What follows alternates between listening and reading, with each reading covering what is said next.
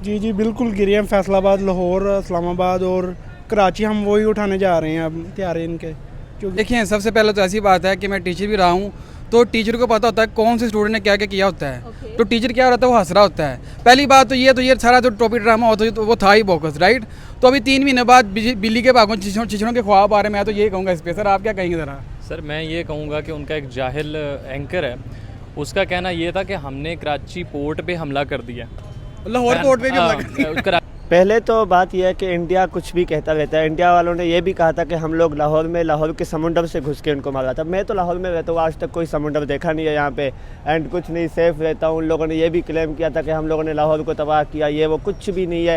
ये सब झूठे हैं, ना कोई प्रूफ देते हैं ना कुछ, बस जो उनके मीडिया ने कहा वो खुश हो जाते हैं इसी। 22 अप्रैल को जम्मू एंड कश्मीर की बात करें तो वहाँ पर पहलगाम अटैक हुआ, जिसके अंदर उनके जो 26 टूरिस्ट थे, कह लें कि उनको जान से हाथ धोना पड़ा। एक दिल दहला देने वाला हादसा था। और इसके बाद अगर देखा जाए तो पाकिस्तान और इंडिया के दरमियान काफ़ी ज़्यादा जो टेंशन थी वो बढ़ती हुई दिखाई दी। और 7 मई की बात करें तो इंडिया ने पाकिस्तान के ऊपर अटैक किया और बहुत सारे ऐसे टेररिस्ट के ठिकाने थे जो पाकिस्तान के अंदर उनके S-400 ने डिस्ट्रॉय किए। 3 महीने गुजर जाने के बाद इंडियन एयरफोर्स की अगर बात की जाए, उनके चीफ मार्शल की बात की जाए, एयर चीफ मार्शल की बात की जाए AP सिंह की, तो उन्होंने कहा है कि हमने पाकिस्तान के 6 जेट्स मार गिराए हैं। हमारे जो S-400 हैं उन्होंने एक बहुत बड़ा स्टेटमेंट दिया है और पूरी दुनिया के अंदर ये जो स्टेटमेंट है इस वक्त कह लें कि हाईलाइट होता हुआ दिखाई दे रहा है। हर न्यूज़पेपर में, हर मीडिया के अंदर ये जो बात की है इनके एयर मार्शल AP सिंह ने, वो बहुत ज़्यादा हाइप पकड़ती हुई दिखाई दे रही है। हमारे साथ पाकिस्तानी अवाम मौजूद है, इनसे पूछेंगे कि 3 महीने बाद इंडिया की तरफ से एक भारी पैगाम आया है कि हमने पाकिस्तान के फाइटर जेट्स को गिरा दिया है। और अब ये हम इसलिए बता रहे हैं क्योंकि अब हमें कंफर्म खुद हुआ है कि वो जो जेट्स थे वो गिरे थे, जबकि पाकिस्तानी एयरफोर्स ने भी क्लेम किया था कि हमने जो इंडिया है उसके 6 जेट्स गिरा दिए हैं। और हमारे जो कह लें कि एयर चीफ थे उन्होंने भी ये कहा कि 6/0, तो फोटो सारा कुछ दिखाया गया। अब जो AP सिंह की तरफ से स्टेटमेंट आया है, पाकिस्तानी अवाम उसके बारे में क्या सोचती है? 6 जेट्स जो क्लेम कर रहे हैं गिराए गए हैं, क्या सच में ऐसा है? देखिए, सबसे पहले तो ऐसी बात है कि मैं टीचर भी रहा हूँ, तो टीचर को पता होता है कौन से स्टूडेंट ने क्या क्या किया होता है। तो टीचर क्या रहता है, वो हंस रहा होता है। पहली बात तो ये सारा जो टॉपिक ड्रामा होता है तो वो था ही बोकस, राइट। तो अभी 3 महीने बाद बिल्ली के भागों चिचड़ों के ख्वाब आ रहे हैं। मैं तो ये कहूँगा इस पर, सर आप क्या कहेंगे ज़रा। सर मैं ये कहूँगा कि उनका एक जाहिल एंकर है, उसका कहना ये था कि हमने कराची पोर्ट पे हमला कर दिया। लाहौर पोर्ट पे भी हमला कर दिया। कराची पोर्ट पे हमला कर दिया। तो उन्होंने कराची पोर्ट उस टाइम में 3 महीने पहले तबाह किया था, जिस पे उनको खुद ही शर्मिंदगी का एहसास हुआ और उन्होंने इतना जलील किया। इंडिया की आवाम ने खुद उनको इतना जलील किया इस बयान पे, और ये अब खुद जलील होने के लिए 3 माह बाद ये उठ पड़े हैं और ये जलील होना चाह रहे हैं। सिंपली मैं तो इतना कहना चाहूँगा कि इंटरनेशनल जो मीडिया था उसने भी क्लेम किया था कि 6-0 था। अभी ये 6-0 को बीट करने के लिए इन्होंने ये जो 6 ही क्यों कहे, इसकी ये रीज़न थी कि इन्होंने वो जो गैप था वो फील करना था। तो जलील होने का एक तरीका है, बस इसके बारे में मेरा तो इतना ही ख्याल है कि मेरा बड़ा सादा सा मौक़िफ़ है।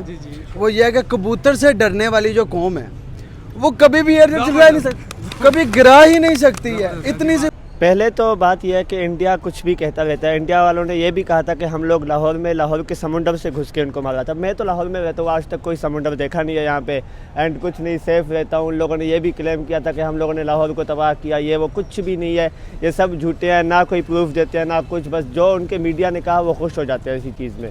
ऐसे ही होता है हमेशा। इंडिया पर कौन यकीन करता है? क्यों? उनके एयर मार्शल ने बोला और आप कह रहे हैं कि यकीन नहीं करेंगे। पूरी दुनिया को यकीन करना पड़ेगा जब एक ऑफिशियल आके स्टेटमेंट दे रहा है। ये तो बस उनका जो है ना, अपनी इज़्ज़त बचाने के लिए, वो भी ज़ाहिर सी बात है पाकिस्तान से बड़ा कंट्री हो के पाकिस्तान से हार गए हैं, तो उनको अपने डिफेंड में कुछ बोलना चाहिए था। तो ही बस उन लोगों ने बोला था। लेकिन आजकल का जो अवाम है ना, वो इतना भी गया गुजरा नहीं है। वो लोग 1970 समझ बैठे हैं कि कुछ भी कहेंगे लोग मान जाएंगे, ऐसा वैसा। आजकल इंटरनेट का ज़माना है वगैरह, ये वो बातें यहाँ से वहाँ 1 सेकंड में चली जाती है। कुछ भी नहीं हुआ यहाँ पे, ऐसा वैसा, एंड ये सब झूठ है, ये सब फेक है, एंड ऐसे ही होता है बस इंडिया। जी जी बिल्कुल गिरे हैं। फैसलाबाद, लाहौर, इस्लामाबाद और कराची हम वही उठाने जा रहे हैं। अब तैयार हैं इनके, क्यों गिरे हैं पुर्जे। मतलब इतना बड़ा स्टेटमेंट है और आप कह रहे हैं कि आप उठाने जा रहे हैं वो चीज़। जी जी हमने गिराए हैं। गिराया है उन्होंने जी। तो जिस तरह पाकिस्तान ने गिराए थे उन्होंने भी गिरा दिए, तो हिसाब बराबर हो गया अब। जी बिल्कुल ऐसे ही। अब हम उठाने जा रहे हैं उनके तैयार है। तो उठाकर कहाँ क्या करना है उनका आपने? उनको दोबारा अटैक करना है हमने। अटैक करना है उनके ऊपर। जी।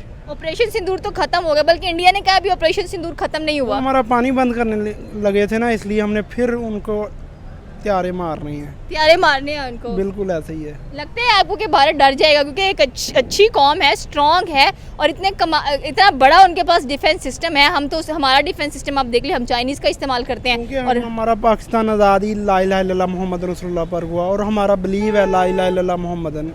हम मार देंगे, क्योंकि हम शहादत के लिए डरते नहीं हैं। देखिए, शुरू में वो इसलिए क्लेम नहीं कर सके क्योंकि इंटरनेशनल प्रेशर बहुत था। ओके। और सारी जो इंटरनेशनल मीडिया थी उनकी कवरेज थी, इसलिए जब उन्होंने देखा कि अब इतने फैक्ट्स एंड फिगर्स के साथ पाकिस्तान ने बात रखी है अपने आगे, तो वो चैलेंज नहीं कर सकते थे क्योंकि उनके पास नंबर्स या कुछ भी फैक्ट्स नहीं थे, और international media was heavily involve. इसलिए जैसे ही अब वो सारा मीडिया सेटल डाउन हुआ, इसलिए अपनी कौम को उन्होंने एक तसल्ली देने के लिए, और आपको पता है इनका जो बॉलीवुड मूवीज़ कल्चर है और वो एक जो उन्होंने मेस क्रिएट किया उसको क्लियर करने के लिए, और अपनी पॉलिटिकली वो जो अपनी रिवाइव रखने के लिए कैंपेन, उन्होंने ये अपनी आवाम को एक तसल्ली दी है कि देखें नहीं हमने भी गिराए। तो ये सिर्फ एक पॉलिटिकल फेस सेविंग है उनके एंड पे। और अगर उनकी आवाम ने सबूत मांग लिया, प्रूफ मांग लिया कि ठीक है पिक्चर्स दिखाएं, और वो जो जेट्स थे कौन से थे, 17 थे, थंडर थे, पाकिस्तान की कौन सी सिटी में आपने जाकर गिराए हैं, कहाँ गिरे हैं वो, आपके जो S-400 है, तो तब भारत क्या जवाब देगा? ठीक है, अच्छी बात है कि आप अपनी जो आवाम है उसको बता रहे हैं, बताना भी चाहिए, क्योंकि ये एक आवाम के लिए बड़े हौसले का काम होता है, और वो अपनी आर्मी पर और फख्र करती है कि उन्होंने कुछ ना कुछ तो किया है। देखिए, मोस्टली कुछ लोग जो सेन इंडियंस हैं वो ट्विटर पे आपने देखा होगा पूछते भी हैं, लेकिन ये एक जब जनरल उनका कल्चर ऐसा है जैसे बॉलीवुड वाला है, वो सिर्फ कुछ अभी भी मैं ट्विटर पे सोशल मीडिया पे देख रहा था कि लोग यकीन कर रहे थे और वो हमें ही ट्रोल बैक कर रहे थे कि नहीं हमने भी गिराए। तो ये उन्होंने अपना जो मकसद है, मेरे ख्याल में 60 से 70% जो उनकी आवाम है वो इतनी नेइव है, स्पेशली तो मोदी फॉलोअर्स हैं, इसलिए वो उसको सिलेक्ट भी करते हैं, तो उनको तसल्ली हो गया। तो मेरा नहीं ख्याल कि उनको कोई क्वेश्चन बैक करेगा, जो करेगा भी उसको भी साइलेंट कर दिया जाएगा।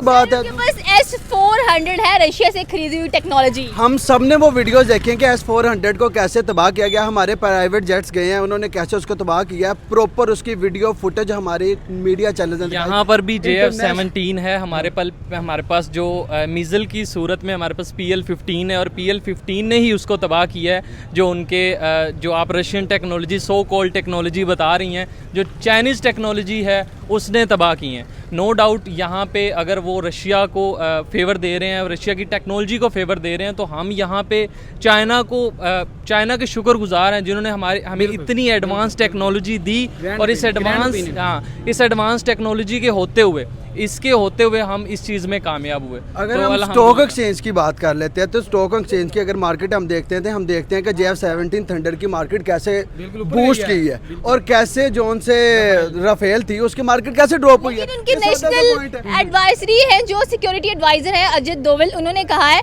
कि मैं क्लेम करता हूँ पाकिस्तान एक भी तस्वीर दिखा दे जिन्होंने हमारे जो राफेल है उनको गिराया है। ओपन चैलेंज था। मैं बताता हूँ, दरअसल हुआ इस तरह था कि मेरा ना एक छोटा सा कज़न है, वो ना जेट उड़ा रहा था, तो वो जेट ना उसके गिर गए, तो उन्होंने वो वाली फुटेज उसके ऊपर लगा दी थी। ऐसा कुछ भी नहीं होता, बिल्ली को झिझरों के ख्वाब है और उसके अलावा कुछ भी नहीं है।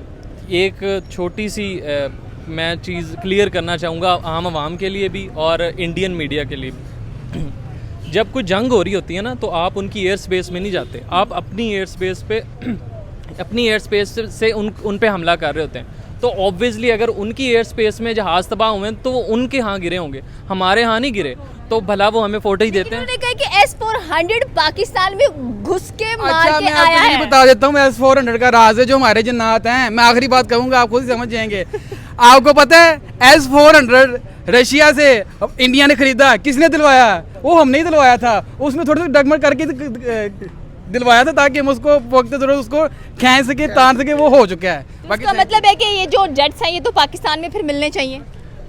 मिलने तो चाहिए। ऐसे ही जो हमारे गिरे हैं वो हमारे कहीं तो गिरते ना, मतलब हम एज अ पाकिस्तानी हम यहाँ पे करीब लाहौर बिल्कुल साथ है ना। हमने ड्रोन उठा के बेचने की कोशिश की है, तो ये क्या है? हम तो वो कौम है कि हमने ड्रोन उठा के अपने घर के अखराजात पूरे किए हैं। तो अगर जहाज गिर जाता तो किसने छोड़ना था, यहाँ पे वायरल हो जाना था। सर उसका भी लास्ट चांस देता हूँ। इस सारे बातों का जवाब ना वो एयर चीफ मार्शल की स्माइल ही दे सकती है। Thank you Thank you. Air marshal ने इतनी हिम्मत जुटा कर आकर बताया है कि हमने पाकिस्तान के 6 जेट्स गिरा दिए, बिल्कुल वैसे ही जैसे पाकिस्तान ने उनके 6 जेट्स गिराए थे रफाइल को शामिल करते हुए। तो ये कोई छोटी बात नहीं है। और S-400 रशिया से ख़रीदा हुआ एक बड़ा डिफेंस का मैकेनिज्म है जिसने पाकिस्तान में आकर ये जेट्स गिरा दिए हैं। और पाकिस्तान की कौन कौन सी सिटी में ये जेट्स गिरे होंगे? बाकी कहीं पे भी ऐसा कुछ सीन नहीं हुआ था। अब ये होता है कि मतलब इंडिया जो क्लेम कर रहा है कि हम लोगों ने ये किया था वो किया था, ऐसा कुछ भी नहीं हुआ था। इन लोगों ने हाँ 1-2 ड्रोन मारे थे, वो भी पाकिस्तानी आवाम ने खुद गिराए थे। इतना हिम्मत है माशाल्लाह, जज्बा है, क़ुव्वत है हमारे अंदर, हम डरते नहीं है बिल्कुल भी। एंड ऐसे ही होना चाहिए। हम मतलब ये जो रशियन एयर डिफेंस हमने यूज़ किया था, एंड ये फ़र्स्ट टाइम हमने यूज़ किया था, लेकिन फिर भी जीत गए थे हम अल्हम्दुलिल्लाह। ऐसे ही हुआ था। अब आगे इंडिया की हिम्मत ही नहीं होगी कि आगे से भी ऐसे मतलब अटैक करेंगे, वो सोच भी सकेंगे, कुछ भी नहीं। 3 महीने बाद ही क्यों याद आया उनको ये स्टेटमेंट देना? पहले भी दे सकते थे। ऐसा होता है ना कि उनके मीडिया के पास जब कुछ भी नहीं होता है ना तो कुछ भी कह देते हैं। ऐसे ही होता है हमेशा। इंडिया का मीडिया देखता है यार बोर बैठे होते हैं वगैरह ये वो, तो बस ऐसे ही एक क्लेम करते हैं कि पाकिस्तान को ऐसे किया था वैसे किया था। अभिनंदन की बात भी इन लोगों ने 1 साल तक चलाई थी कि अभिनंदन वो खुद गया था, उनका जहाज़ गिराए थे 1-2, ये वो कुछ भी नहीं होता। ये आप लोग भी जानते हैं, हम लोग भी जानते हैं, एंड ये इंडियन लोग भी जानते हैं।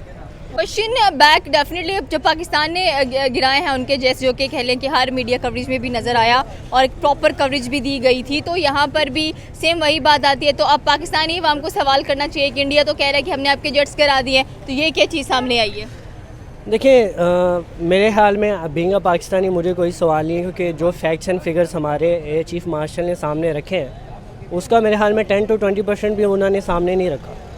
तो even as a neutral human भी अगर मैं देखूं, जो उन्होंने चीज़ें सामने रखी हैं और जिस तरह फैक्ट्स एंड फिगर्स वो सारी उन्होंने इवन रिकॉर्डिंग्स तक चला दी, तो उसके बाद बीइंग अ पाकिस्तानी मेरा कोई सवाल नहीं। और मुझे पता है उनकी सिर्फ एक हाइप गेम है और एक बस अपने फेस से भी वो पॉलिटिकल कैंपेन चला रहे हैं। तो मेरा अपनी आर्मी से फ़िलहाल कोई इस मामले में सवाल नहीं, और it's something in the past now. और मुझे मतलब इसके पाकिस्तानी अवाम कह रही है कि हम इतने नेव नहीं हैं कि हम सवाल जवाब करें, क्योंकि हमें पता है कि जो फैक्ट्स एंड फिगर्स दिए गए थे वो ठीक बात है। तो अब जाहिर सी बात है कि इतना कुछ हम लोगों ने देखा है ऑपरेशन सिंदूर को लेकर, और अभी भी कह लें कि ऑपरेशन सिंदूर भारत की तरफ से कंटिन्यू नज़र आ रहा है हम लोगों को। जी, वो अब रीज़न ये है कि वो बहुत ज़्यादा डिस्पैरेट हो रहा है। आपने देखा होगा पिछले जितने भी मल्टीपल उन्होंने कोशिशें की हैं वो कंटिन्यूसली फेल हो रहे हैं, और हर दफ़ा उनकी जो फेलियर होता है उसका जो आप देखें मैग्नीट्यूड वो बढ़ता जा रहा है। तो एक इंटरनेशनल प्रेशर भी है इंडिया पे। आपने देखा होगा कि पॉलिटिकल जो चेंजेस हुए हैं एकदम इंडिया वो अपनी जो पॉलिटिकल पावर थी वो आइसोलेट हो रहा है दुनिया में। Even Chinese, even the US जो उनका बिगेस्ट पार्टनर था, वो भी अभी टैरिफ्स लगा रहे हैं इंडिया पे। तो इंडिया को अब लोकल प्रेशर भी आवाम की तरफ से कि भाई कि ऑब्वियसली फैक्ट्स एंड फिगर्स तो हैं, उनको भी पता है अंदर के यार they have very strong facts and figures, और नंबर्स जैसे हमने पेश किए वो नहीं कर सके। तो इसलिए अब इंटरनेशनल भी प्रेशर है क्योंकि आइसोलेट हो गए हैं, और उनके पास लोकली भी अब आवाम कुछ ना कुछ तो सवाल कर ही रही है। तो मेरा ख्याल है कि अब वो बहुत बुरा फंस चुके हैं, इसलिए अब फेस सेविंग की एक और कैंपेन चलेगी, और उम्मीद है कि इस दफ़ा उनसे इससे भी ज़्यादा मैग्नीट्यूड उनका फेलियर का बड़ा होगा। और फिर वो मेरे ख्याल में शायद अगली दफ़ा आई एम होपिंग कि अगर ऐसा हो तो हो सकता है कि जो पॉलिटिकल पार्टी उनके कोलैप्स कर जाए और अपोजिशन जो ज़्यादा सेन है इंडिया में शायद वो पावर में आ जाए। आपने टैरिफ्स की बात की, मैं यही सवाल करने वाली थी कि अगर हम लोग व्लादिमीर पुतिन की बात करें तो कुछ सुनने में आया कि कुछ महीने बाद वो इंडिया को विजिट करेंगे। इंडिया की दोस्ती काफ़ी अच्छी नज़र आती है हमें रशिया के साथ, लेकिन इंडिया को विजिट करने से पहले वो जा रहे हैं ट्रंप की कॉल के ऊपर। ट्रंप ने उनको बुलाया और अल-साका के अंदर ये मीटिंग नज़र आएगी। और अगर हम अल-साका की बात करें तो ये एक बहुत बड़ा कह लें कि स्टेट था जो कि था रशिया के पास ही, लेकिन इन्होंने कह लें कि बेच दिया बहुत कम पैसों में USA को। और अब अगर देखा जाए तो अल-साका और रशिया के दरमियान में ज़्यादा डिस्टेंस नहीं है। और इस मीटिंग का जो मेन मकसद है वो ये है कि जो यूक्रेन है, ईस्टर्न यूक्रेन सारे का सारा पुतिन कह रहे हैं कि हमें दे दे, हमारा काफ़ी नुकसान हुआ है जंग के अंदर। स्पेशली उन्होंने यहाँ पर व्लादिमीर ने बात की है इंडिया की, कहते हैं इंडिया को आप इतना क्यों खींच रहे थे, तो उन्होंने कहा कि हम सिर्फ इंडिया को इस्तेमाल कर रहे थे ताकि आप ये जंग रोक दें। लेकिन अब जो टैरिफ्स की बात की गई है तो मे भी हम टैरिफ्स रोक दें इंडिया के ऊपर, जो मजीद 25% लगे हैं। इस पर आपको क्या राय है?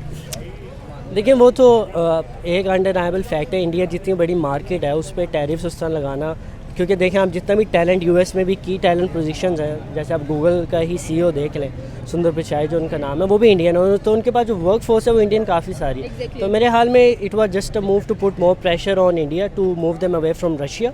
उनका यही गोल था, क्योंकि जो इंडिया है वो बहुत ज़्यादा टिल्ट हो रहा था टुवर्ड्स रशिया, और इंडिया G7 का ऑब्वियसली एक हिस्सा है और उसका एक पावर तो है ना उसके बाद। तो इसलिए से मेरे हाल में उन्होंने प्रेशर पुट किया था कि रशिया और चाइना को आइसोलेट कर सकें। चाइना से तो ऑब्वियसली इंडिया की नहीं बनती, लेकिन रशिया की तरफ ज़्यादा टिल्ट कर रहे थे, क्योंकि टू बी ऑनेस्ट आपने देखा होगा कि पूरे वेस्ट को उतनी सक्सेस नहीं मिल सकी यूक्रेन में जितनी वो चाह रहे थे। तो रशिया भी एक पावर बन के सामने आ रहा था पॉलिटिकली, तो इसलिए इंडिया अगर वो भी उधर चला जाता है तो ऑब्वियसली इतना बड़ी पॉपुलेशन है, 5th सबसे बड़ी इकॉनमी है, तो इसलिए उन्होंने सिर्फ उनको प्रेशर पुट ऑन किया। जैसे देखा होगा पाकिस्तान पे प्रेशर है just to bring them on the negotiation table, ताकि वो उनसे नेगोशिएट करके अपनी चीज़ें मनवा तो सके। आपको लग रहा है कि इस वक्त अगर हम लोग ट्रम्प की बात करें या व्लादिमीर की बात करें तो एक अच्छा नेगोशिएशन पॉइंट आएगा? अगर वो उससे ईस्टर्न यूक्रेन मांग रहा है तो बदले में ट्रम्प भी कुछ ना कुछ मांगेंगे। जी ऑब्वियसली एक मिडल पॉइंट तो उन्होंने अचीव करना ही है ना। अब ट्रम्प आपको पता है कि नोबेल पीस प्राइज़ के पीछे बहुत वो चार है। अभी रिसेंटली उसने अर्मीनिया और जो अज़रबैजान की जंग है वो भी आपने देखा होगा, कल परसों सुलह करवाई है उसने, और बहुत 2025 में एक तो जंगें बड़ी नजर आ रही हैं, दूसरा ट्रम्प हर जगह सीज फायर करा रहे हैं। हाँ जी ऐसी है। बेसिकली वो अपने आप को क्लेम करते हैं he is the peace maker of the world, और बहुत सारी उन्होंने वॉर्स रुकवाई भी। अगर आप देखें इंडिया पाकिस्तान का भी वही क्लेम करते हैं, जो भी रीज़न था, लेकिन अच्छा हुआ, हो सकता है एक्सक्लेशन हो जाती है, लेकिन ट्रम्प ने बीच में आ गया। ऐसे कि काफ़ी वॉर्स कराएं, लेकिन क्योंकि Trump is a very good businessman, तो ये होगा कि वो उन्हें डील करना आता है। वो अपनी ट्रेडिंग को यूज़ करके, obviously US is a super power, तो अपनी वो पावर्स यूज़ करके नेगोशिएशन टेबल पे ले आता है सबको, और यही उसका गोल है, और वो अपनी एक विनिंग पॉइंट निकाल लेता है। तो मेरे ख्याल में अपना सॉफ्ट पावर और हार्ड पावर मेंटेन करने के लिए यूएस किसी भी मुल्क को, इवन रशिया को भी लेके आएगा, और ओबियसली कुछ कॉम्प्रोमाइज़ वो अपने साइड पे भी करेंगे, क्योंकि यूक्रेन की वॉर भी वाइंड करना चाहता है टू अल्टीमेटली विन दी वो जो उनका नोबेल पीस प्राइज़ है जो ट्रम्प चाहते हैं कि मिले। ओके ये थी पाकिस्तानी अवाम की राय की। अगर देखा जाए तो भारत ने जो क्लेम कर रहे हैं कि हमने पाकिस्तान के 6 जेट्स गिरा दिए हैं, डेफिनेटली उनका नाम बताएं, जगह बताएं कि कहाँ पर आपने ये गिराए थे। और आपके जो S-400 था काफ़ी एडवांस कह लें कि किस्म का टेक्नोलॉजी बेस्ड सिस्टम था, तो जाहिर सी बात है पाकिस्तान में घुसकर ये जेट्स कराए गए। दूसरी बात की है पुतिन बहुत जल्द अमेरिका के प्रेसिडेंट ट्रम्प से मिलने वाले हैं। भारत के लिए क्या कुछ नए सरप्राइजेज आने वाले हैं आप इस वीडियो में आकर बता सकते हैं। हमारे चैनल को सब्सक्राइब करना बिल्कुल मत भूलिएगा। मिलता है अगली वीडियो में। अल्लाह हाफिज़।